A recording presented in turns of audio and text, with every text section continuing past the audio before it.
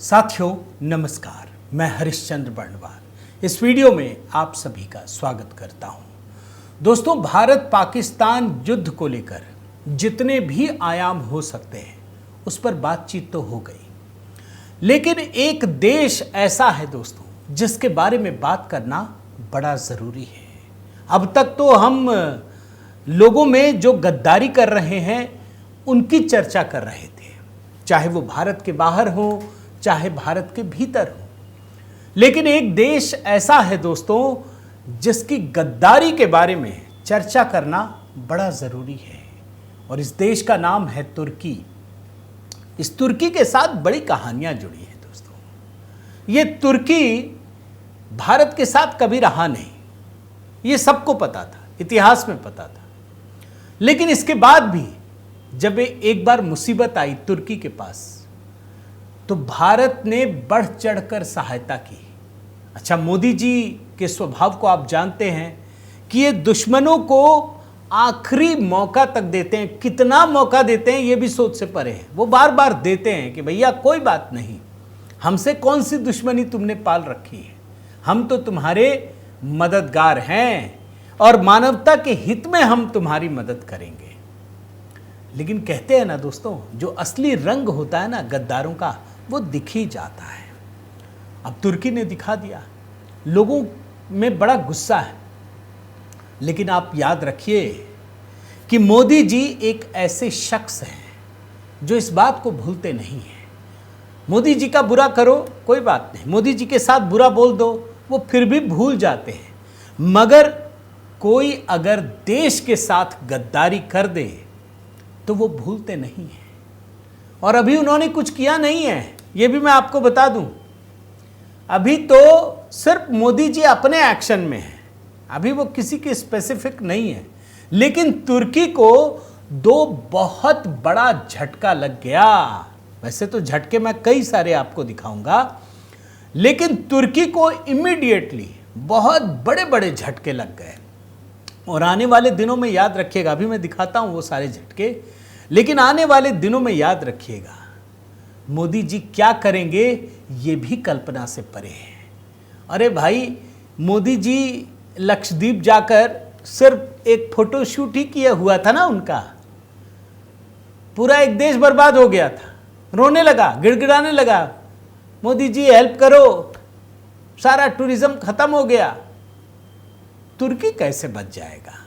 तो दोस्तों, आज का वीडियो बड़ा विशेष है। मैं चाहता हूं कि आप कमेंट के साथ जुड़िएगा, और आज का कमेंट हर भारतीय के लिए जय हिंद कहकर, बिल्कुल जय हिंद लिखिएगा दोस्तों, या वंदे मातरम लिखिएगा। वंदे मातरम आप जानते हैं कि मैंने एक नया गीत राष्ट्रभक्ति से ओत प्रोत ये गीत तैयार किया, मैंने खुद लिखा है, मैंने इसको गाया भी है और इसे अपलोड किया है। आप लोगों के बहुत कमेंट, बहुत प्रेम मिल रहे हैं, लेकिन मैं निवेदन करता हूं दोस्तों कि इसको घर घर तक पहुंचाने में मेरी मदद कीजिए।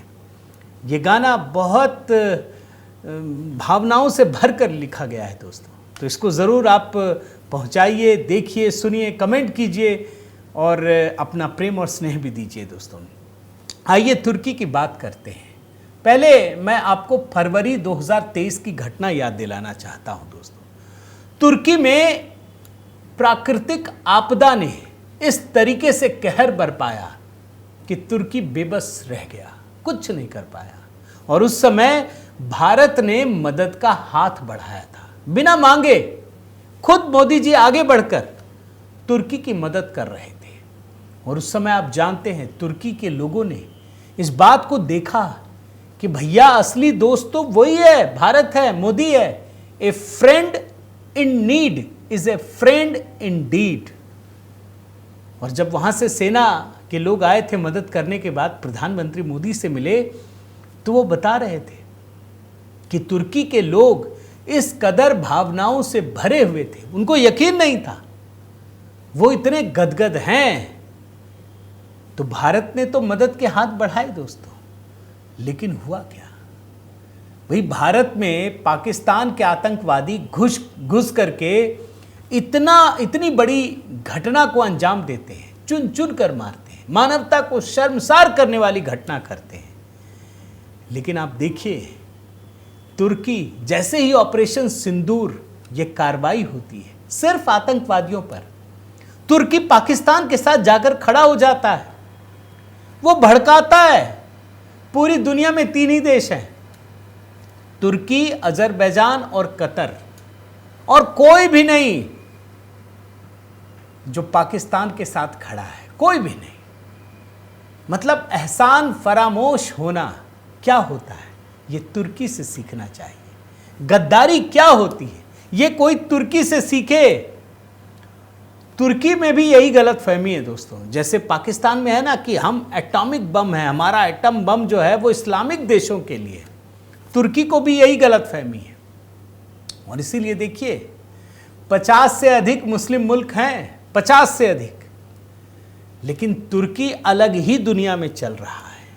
और सिर्फ अलग नहीं चल रहा है, उसने खुलेआम पाकिस्तान को सपोर्ट किया दोस्तों। अब उसने किस चीज में सपोर्ट किया ये भी मैं आपको बता देता हूं। पहले तो एक जहाज आया था, तुर्की ने मना किया क्योंकि भारत ने कार्रवाई नहीं की थी। उसको मजा आ रहा था कि चलो पाकिस्तान के आतंकवादियों ने कर दिया, भारत ने नहीं किया, तो न्यूट्रल बना रहा। लेकिन जैसे ही भारत ने कार्रवाई की वो पाकिस्तान के साथ खड़ा हो गया। आतंकवादियों को मार नहीं सकते। अब तुर्की के बारे में बताऊं, उसको लगता है कि हम ड्रोन के मामले में शेर हैं। उसे यही गलत फहमी थी।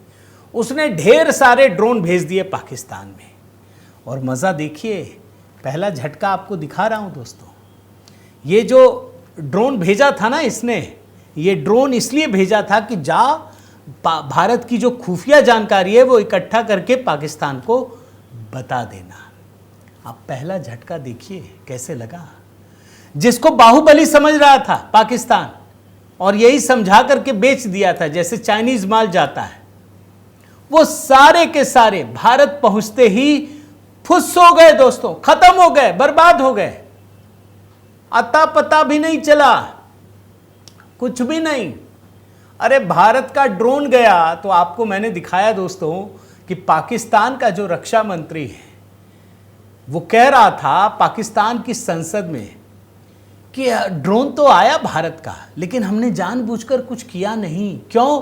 ताकि हमारी लोकेशन पता ना चल सके। फिर वो नीचे गिर के उसको तो फटना ही था, वो तो आत्मघाती ड्रोन्स थे। बोल रहा है लेकिन वापस नहीं लौटा। अरे भाई वापस लौटना भी नहीं था, उसको फटना ही था। उसको जितना इंफॉर्मेशन देना था वो तो दे दिया उसने, उसके बाद वो नीचे जाकर फट गया। हालांकि पाकिस्तान का जो रक्षा मंत्री बाहर में निकल करके टीवी इंटरव्यू में बोलता है, वो मैंने निकाला नहीं है, मैं आपको बता देता हूं, मैंने तो देखा है, वीडियो भी है मेरे पास। वो कहता है कि वो बड़े एडवांस्ड ड्रोन्स थे। अब देखिए तुर्की के ड्रोन भारत आए और भारत सरकार ने सबको बर्बाद कर दिया।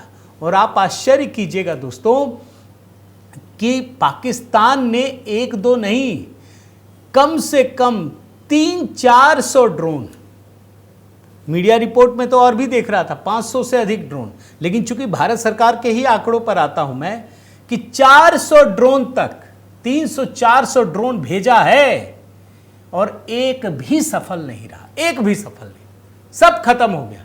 या तो भारत की सेना ने मार गिराया या कहीं जाके अपने आप फट गया, फुस हो गया, कुछ नुकसान नहीं पहुंचा पाया। इस मामले में मैं आपको भारतीय सेना की तरफ से बोल रही थी जो सोफिया कुरैशी, उन्होंने जो बयान दिया कि 300-400 ड्रोन घुसपैठ के लिए इस्तेमाल किया गया, वो बयान सुनाता हूं। बहुत छोटा बयान है, एक बार सुनिए आप। राष्ट्रीय सीमा और नियंत्रण रेखा पर लेह से लेकर सरक्रीक तक 36 स्थानों पर 300 से 400 लगभग ड्रोनों का इस्तेमाल घुसपैठ का प्रयास करने के लिए किया गया। और जानते हैं दोस्तों, भारतीय सेना ने ये खुलकर बताया कि ये जो ड्रोन थे वो तुर्की के ड्रोन थे। ये प्रेस कॉन्फ्रेंस में जानकारी दी। महिला शक्ति की प्रतीक बनी जो 2 महिला ऑफिसर हैं, उनमें सोफिया कुरैशी हिंदी में बता रही थी। आप देखिए वो खुलकर कह रही हैं कि ये तुर्की के ड्रोन हैं। एक बार सुनिए आप। उनके मलबे की फोरेंसिक जांच की जा रही है। प्रारंभिक रिपोर्ट से पता चलता है कि वे तुर्की के असीस गार्ड सोंगर ड्रोन हैं। लग गया झटका, यह पहला झटका है। मैं तो गिनती करके आपको दिखा रहा हूं। कि आप पाकिस्तान के साथ खड़े हुए, किसके खिलाफ? भारत के खिलाफ। अरे कोई छोटे मोटे देश के साथ होते तो बच भी जाती इज्जत, यहां तो इज्जत भी गई। ये तुर्की के मिलिट्री प्रोडक्ट्स के लिए, आर्म्स के लिए बहुत बड़ा झटका है कि आपने बिल्कुल ठग लिया पाकिस्तान को, बेच दिया और सब के सब फुस हो गए। अब मैं आपको दूसरा झटका बताता हूं, और ये झटका टूरिस्ट को लेकर के है। आपको एक जानकारी देता हूं दोस्तों, आप समझ में आ जाएगा कि कितना बड़ा झटका है। मैं पिछले साल का आंकड़ा निकाल रहा था तुर्की का, तो तुर्की ने बताया कि हमारे यहां 52 मिलियन टूरिस्ट आते हैं, और पिछले साल का आंकड़ा बता रहा हूं, उसने बताया कि हमारे में 8.3% की बढ़ोतरी हुई। कोई बात नहीं। फिर मैंने भारत का निकाला तो पता चला कि पिछले साल जितने टूरिस्ट आए थे उसमें सबसे अधिक बढ़ोतरी भारत की हुई, भारतीय टूरिस्टों की हुई, और उसकी संख्या 21% की बढ़ोतरी, यानी पूरी दुनिया के टूरिस्टों की संख्या में 8% की बढ़ोतरी और भारत के टूरिस्टों में करीब 21% की बढ़ोतरी। और पिछले साल, मैं आपको 2 साल का आंकड़ा बताता हूं, 2023 में 2.74 लाख यानी 2,74,000 टूरिस्ट गए थे, यात्री गए थे, और उसके बाद 2024 में 3,30,000 भारतीयों ने वीजा लिया था, यानी 20.7% ज्यादा, करीब करीब 21% इतनी बढ़ोतरी हुई थी। ये कितना गद्दार देश है आपको बता रहा हूं। अजरबैजान का भी एक बता देता हूं, हालांकि मैं तुर्की पे ही रहना चाहता हूं। अजरबैजान में 2043 में 2,43,000 भारतीयों ने यात्रा की थी, और वहां पर ये 108% का उछाल था। वो भी पाकिस्तान के साथ खड़ा हो गया है। लेकिन बात मैं तुर्की की ही कर रहा हूं दोस्तों। तुर्की को लेकर के लोगों का गुस्सा एकदम से भड़क उठा, और आप जानते हैं कि भारत के लोग जब किसी बात पर गुस्सा जाहिर करते हैं तो उसका असर होता है दोस्तों। आप देखिए, मैं 2 ट्वीट आपको दिखा रहा हूं, ये Megh updates. Why are patriotic Indians still vacationing in Turkey and Azerbaijan, 2 Islamic nations that shamelessly back Pakistan, let's stop funding our enemies. हम क्यों अपना पैसा दुश्मन देश में बर्बाद करें, उनको क्यों दें? एक और ट्वीट दिखाता हूं, ये देखिए स्ट्रिंग का। Turkey and Azerbaijan support Pakistan, why did, इसने भी वही लिखा, भाई आप कहीं भी चले जाओ, ये देश में क्यों जाते हो? और आप इसका असर देखिए दोस्तों, कितना बड़ा असर पड़ा है। आप इस रिपोर्ट को देखिए। इस रिपोर्ट में लिखा है कि इस साल जो भी तुर्की जा रहे थे ना, उसमें भारी गिरावट आई। यही समय होता है टूरिस्टों के लिए, वो जाते हैं, अधिकतर देशों का दौरा करते हैं, घूमते हैं, अपना समय व्यतीत करते हैं। जैसे पहलगाम में गए थे, वो घूमने जाते, उनकी संख्या में भारी कमी आई है। और मैं देख रहा था D2C ट्रैवल टेक्नोलॉजी फर्म के CEO फाउंडर गोविंद गौर, वो कह रहे हैं कि दोनों ही देशों में जो ट्रैवल बुकिंग है वो 50% कम हो गई। और आपको जानकर यह आश्चर्य होगा दोस्तों कि कुछ कंपनियों ने तो बुकिंग ही बंद कर दी है पूरी तरह से। और भारत दूसरा सबसे बड़ा टूरिज्म बाजार है चीन के बाद, यह भी याद रखिए। पूरी दुनिया में चीन के बाद भारतीय ही सबसे अधिक घूमते हैं, क्योंकि जनसंख्या भी अधिक है। अब जब यहां पर जाएंगे ही नहीं तो होगा कैसे? भाई मालदीव, आपको पता है ना किस तरीके से मालदीव को भारी खामियाजा उठाना पड़ा था एंटी मोदी, एंटी इंडियन होने का। अब तुर्की को यह दूसरा बहुत बड़ा झटका लग रहा है दोस्तों, बहुत ही बड़ा झटका। तो भारत पाकिस्तान युद्ध में आप देखते जाइए तुर्की को क्या लग रहा है। वैसे मैं आपको एक और जानकारी दे देता हूं। पिछले साल, इससे पहले भारत सरकार ने एक बहुत बड़ी कार्रवाई की थी। भारतीय नौसेना के लिए तुर्की की कंपनियों को कई काम मिला हुआ था, और जब भारत सरकार ने शायद पहले ही समझ लिया हो, उसे समझ में आ गया, एहसास हो गया कि ये तो देश ठीक नहीं है। खास करके इसका जो नेता है, इसका राष्ट्रपति है, ये गद्दार है। ये आतंकवादियों के साथ खड़े हो जाता है। इसको इस बात की भी कद्र नहीं है कि किस देश ने आपकी सहायता की थी, इसकी कद्र नहीं। तो भारत सरकार ने उसके कॉन्ट्रैक्ट को कैंसिल कर दिया जो भारतीय नौसेना के लिए काम करती थी, और इन लोगों को इससे करोड़ों का नुकसान हुआ। ये किया जा चुका है।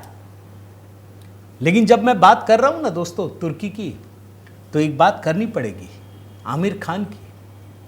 आप याद कीजिए, आमिर खान की एक फिल्म थी लाल सिंह चड्ढा, शूटिंग के लिए तुर्की गए, तुर्की के राष्ट्रपति की पत्नी के साथ फोटो खिंचा करके पोस्ट किया। अब देखिए, आमिर खान ने तो पहलगाम मुद्दे पर बोला, ये भी कहा कि भैया हमको सरकार पे भरोसा है। लेकिन वास्तव में दोस्तों अगर सच कहिए तो मैं ये ढूंढ रहा था कि क्या आमिर खान ने तुर्की के बारे में एक शब्द बोला। मैं तो चाहता हूं दोस्तों, क्योंकि आमिर खान ही घूम कर आए थे, उन्होंने ही फोटो वोटो पब्लिश किया था। भाई कम से कम भारत के लोग जो भी उनको अपना आइडियल मानते होंगे, उनके लिए तो तुर्की का एक रास्ता बन गया ना। भाई यही लोग तो प्रचार करते हैं, तो बैठे बिठाए टिकट बना दिया वहां का कि देखो बहुत अच्छा लगा है, जाओ। तो मैं इस वीडियो के माध्यम से ये चाहता हूं दोस्तों, आमिर खान तक मेरी बात अगर पहुंच रही है तो उनको तुर्की के मामले में जरूर बोलना चाहिए, ये बताना चाहिए कि भाई तुर्की ने गलत काम किया है, और उनको ये बोलना चाहिए कि कोई भी तुर्की ना जाए, मैं कभी जीवन में फिल्म वहां शूट नहीं करूंगा, ये बोलना चाहिए उनको।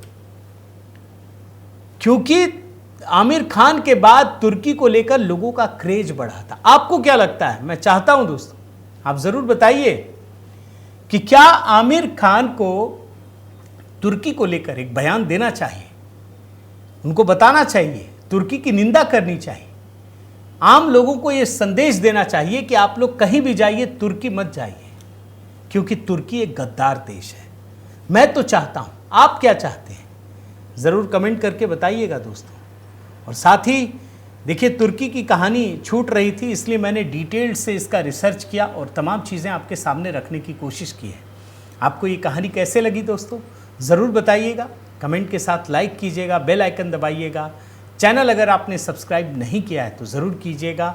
और फिर से निवेदन करता हूँ दोस्तों कि अगर आपने HB मेलोडी पर मेरा नया गीत जो राष्ट्रभक्ति से ओतप्रोत है, जो मैंने ऑपरेशन सिंदूर को समर्पित किया है, भारतीय सेना को समर्पित किया है, अगर आपने नहीं देखा है तो प्लीज़ निवेदन है ज़रूर देखिएगा।